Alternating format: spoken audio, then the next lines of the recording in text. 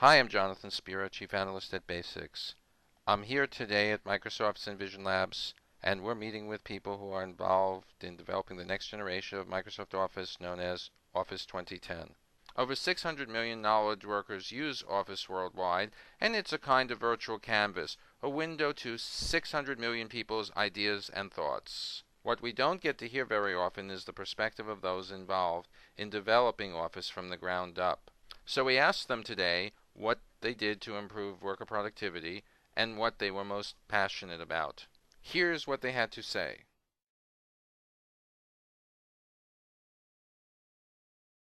One of the things that we find Office has evolved is instead of just being tools to help produce documents, it's moved to being about collaboration. What do you do when you produce a document? You want to collaborate, share. I think there's a lot of opportunity to map more naturally to how people consume, create, and leverage information. One of the things that drove me crazy in previous versions of Office is the difficulty you would have managing long documents in Word. Big thing I wanted to fix was the issue that we all hit all the time whenever we go and save documents up to a server like SharePoint. As soon as you go and get that document up there and you ask other people to go and look at it and work with you, then you go back to try and edit the document and make some more changes and you get an error saying somebody else has locked you out of the document.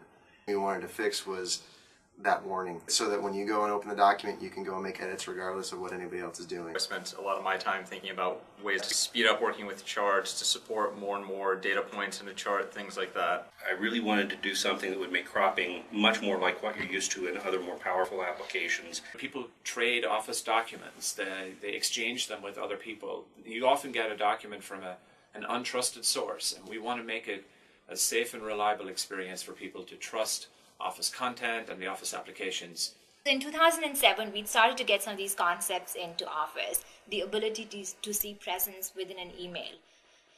But the integration was not complete. Outlook was still not my one solution. We did measures of productivity, we did measure of effectiveness and efficiency, eventually ending up with a design that's in the product today. One of the greatest things in the ribbon in 2010 is the Quick Steps gallery.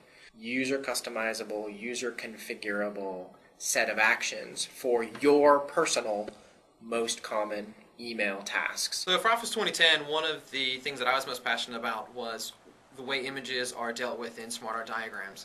Collaboration is naturally embedded in the way you work. Making those tasks easier and more seamless is sort of what Communication Server provides to Office. Quick Step allows you to easily group together multiple steps that you normally do with a sequence of emails and sort of describe it as a command that you apply to any other message in your inbox. And so for me, I have a lot of mail that I send to my team, and so this is an easy way for me to grab a bunch of emails, send them to my team, file that mail in a folder and mark it with a certain category, all with one quick step that I got to define myself. I spent a lot of time working on the photo features for Office 2010, and we did a lot of things so that users don't have to use another application in order to do simple and easy photo corrections and photo manipulation. My team worked a lot on how to make it easier for groups of people to work on documents in a collaborative way with the co-authoring functionality in Word, as well as a lot of improvements around extensibility in Word so that you can have more solutions that help make you more productive. In 2010, I can get all my tasks completed from that one application. Power Pivot, which is an add-in for Excel 2010, to build business intelligence applications, BI applications, without really understanding or worrying about BI.